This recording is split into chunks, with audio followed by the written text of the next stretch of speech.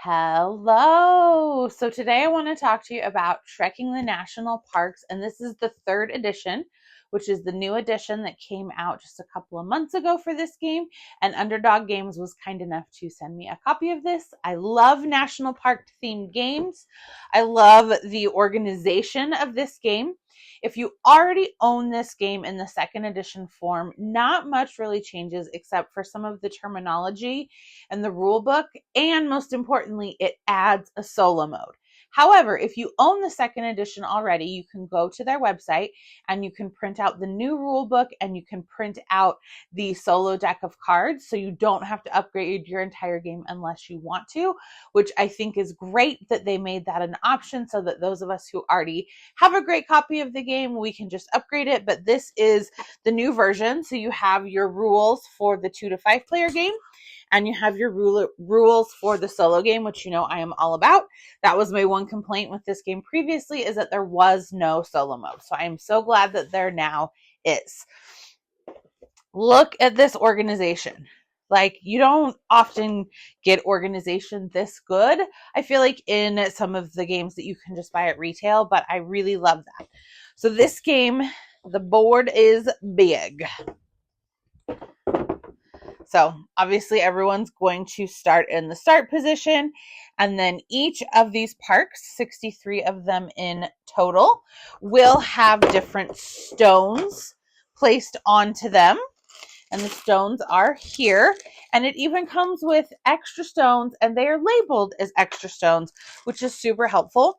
Also, all of the decks of cards have a little sticker on them that they are pre-shuffled, so you are literally ready to take the plastic off and go. So these are the different stones that will be placed around at each park. And when you land on a spot, you can take the stone, and the stones will get you some end game scoring. There's a great score pad included. I need to laminate mine. But basically, whoever has the most and second most of the different colored stones is going to get points at the end of the game. You are going to get points for parks that you have visited, major parks that you have camped at, and yes, and then your stones. So you have your cute little tents. I'm the green player, obviously. So you get your big chunky meeple that is you, and then you get your tents. And I love these because they're going to represent camping at the 3 major parks throughout the game.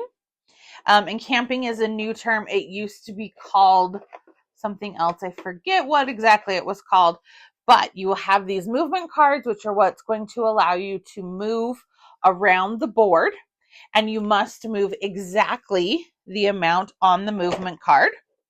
And you then will have the opportunity to land at the different parks. And you can see they have different symbols at the bottom. So the symbols on the movement cards are what's going to allow you to acquire these parks and put them into your hand. And I love it because then there's also flavor text on the back that's going to tell you about each of these parks, which I think is super fun and interesting. I get not everyone's going to be into that, but I like knowing a little bit about the parks themselves, and the photography on it is gorgeous. You have 6 of what are called the major parks, and these are now a cardboard tile, and they have this red border. You'll play with 3 at any given game, and this is where you can put your little tents if you meet the requirements, and that will get you end game points, and multiple people can camp at these during the game. You then have your solo deck, and it comes with so this is the solo opponent deck, which is going to move the solo opponent around the game. And there are different difficulty levels, which I also really appreciate. So you can play on easy, medium, hard, and extreme. And you have your little player reference card. When you are playing the 2 to 5 player game, everybody will get a player aid, which is super helpful. So on the one side, it tells you what your options are each turn. And on the back, it just tells you some of the extra symbols and things and what they all mean. I feel like this game was very thoughtfully done and upgraded. Love the included solo mode. Again, the organization is fantastic in this box. The gameplay is super fun. I find the national parks to be a very interesting topic. I love the movement around this game. I love that if you end your movement on the same place as another player, you can bump them back to start. So it's just a tiny bit of take that, but I do really enjoy it.